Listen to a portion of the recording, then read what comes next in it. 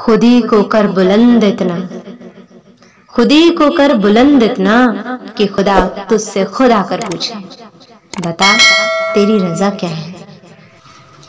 कहते हैं भगवान ने हम औरतों को दो घर दिए हैं, पर क्यों, जब दोनों ही अपने नहीं, दोनों ही पराए।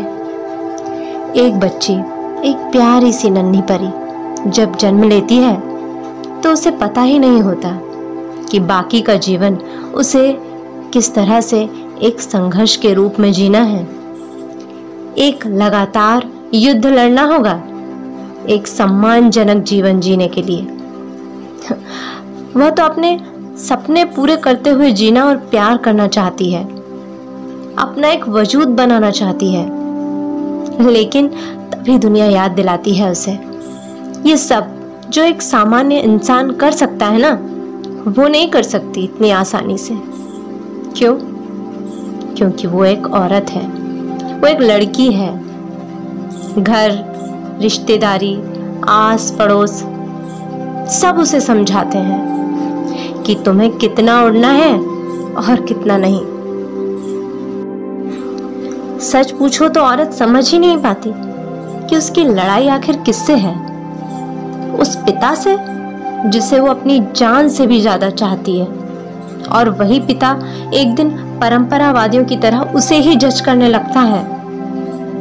या फिर उस माँ से जिस माँ में उसकी जान बसती है और वो भी इसी समाज की रटी रटाई भाषा बोलने लगती है। या फिर उस भाई से जिस भाई को प्यार से उसकी राखी बांधती है। या फिर उस दोस्त से जिस पर आंखें बंद करके भरोसा करती है वो।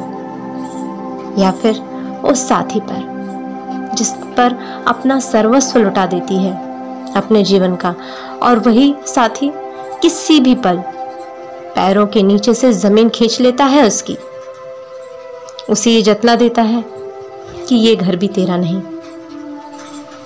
बड़े बड़े धर्मात्मा, ज्ञानी, पुरोहित, बड़े बड़े धर्म ग्रंथ सभी कहते हैं आत्मा का कोई लिंग नहीं होता, आत्मा पवित्र होती है।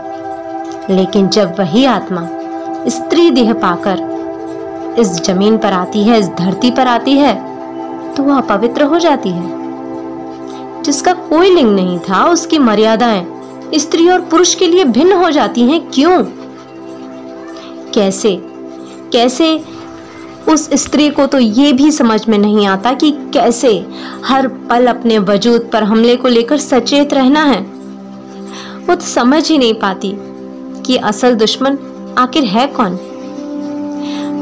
अगर सही बात बताऊं ना, तो असल दुश्मन तो उस औरत के अंदर बैठी उसकी अपनी कमजोरी है, और उसकी कमजोर इच्छा शक्ति है जिसे वो अपने अंदर ही कहीं दबा कर रखती है। स्त्रीवाद इसी की पहचान कराता है। स्त्री सशक्तिकरण, महिला सशक्तिकरण इसी की याद दिलाता है हमें। एक औरत का संघर्ष किसी तलवार से नहीं, ज्ञान और तर्क से, संवाद और प्यार से, साहस और हौसले से जीता जाएगा।